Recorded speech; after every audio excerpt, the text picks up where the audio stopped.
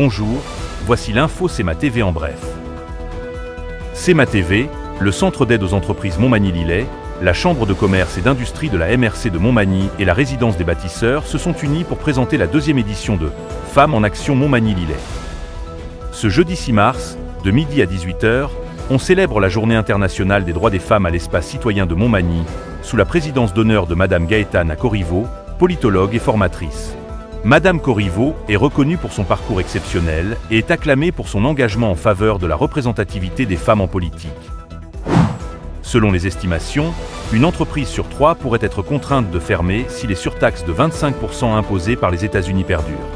Devant ce scénario catastrophique, plusieurs entreprises n'auront d'autre choix que de refiler les coûts aux consommateurs, réduire leur production ou même déplacer leurs opérations chez nos voisins du Sud.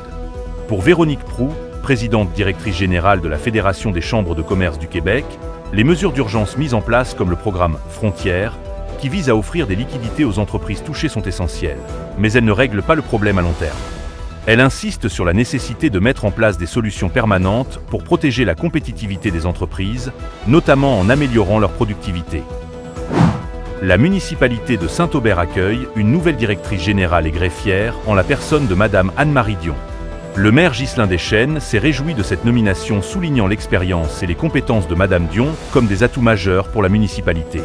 Cette dernière est originaire de Saint-Jean-Port-Joli.